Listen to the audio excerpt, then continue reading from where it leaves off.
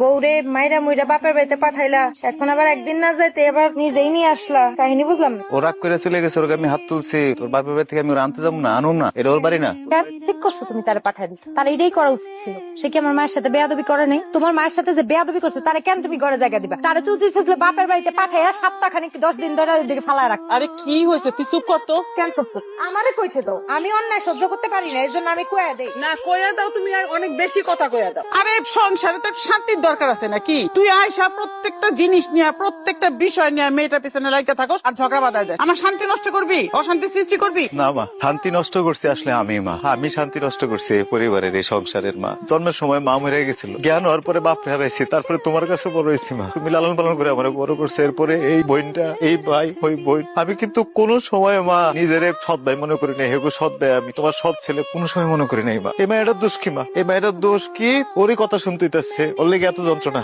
আমি আর এই ফ্যামিলির যন্ত্রণা নিতে চাই না। মা, এই পরিবারের সুখের জন্য আমি আমার বউটারে নিয়ে চলে যাই বাড়ি থেকে। আমি আর এই বাড়িতে থাকুম না। মা, তুমি সুখ নষ্ট করতে চাই না। বাবা তুই এই কথা বলিস না। তুই জানোস না, তুই তো আমার বড় ছেলে। আমি তোরে পেটে ধরি নাই ঠিকই, কিন্তু তুই তো আমার সন্তান। তোরে আমি বুকে রাখছি, তোরে আমি পিঠে রাখছি, তোরে আমি আদর করছি, খাওয়াইছি। তুই আমার বড় ছেলে।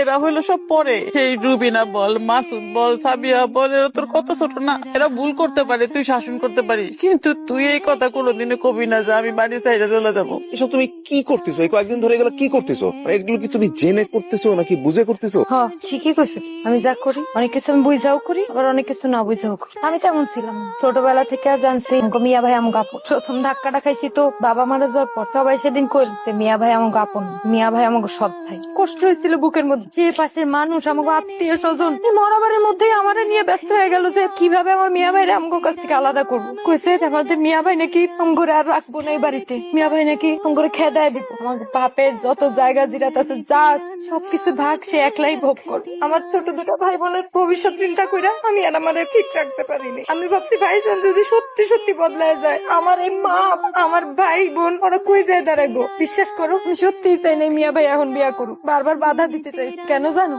কারণ আমি চাইছি মিয়া ভাই আরো 10 বছর পর বিয়ে করুক, যাতে এই 10 বছরে আমগো রুবিনা আর মাসুদের একটা ভালো ব্যবস্থা হয়ে যায়। আমি ভুল কি করছি? আমার ভাই বোনের ভালো চাইছি, এটা আমার ভুল। আমি ভুল করছি, আমি ভুল করছি। আমার ফেরেস্তার মতো মিয়া ভাইরে ভুল বুঝা আমি এখন বুঝতেছি আমার ফেরেস্তার মতো ভাই। ভাইজান তুমি কিভাবে ভাবলা আমি তোমার পর ভাবি? কিভাবে তুমি ভাবলা?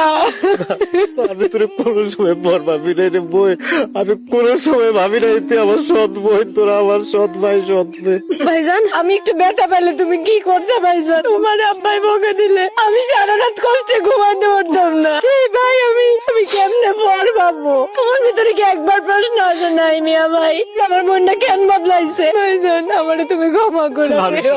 না না না, তোর কোনো ভুল নেই রে। ভাবি কত লক্ষ্মী একটা মায়া। আমি শুধু শুধু এই মেয়েদের সাথে তুমি খারাপ ব্যবহার করছি, মেয়েদের কোনো আমারে তুমি ক্ষমা করে দিও ভাবি। আপা আপনি সব কি কইতেছেন? বিশ্বাস করেন আমি যা কিছু করছি সব আপনাকে ভালোর জন্য। মা আসো না, কাছে এসো। মা, তাই না ভাই, তো আমগো পরিবার, আমরা সবাই একটা পরিবার।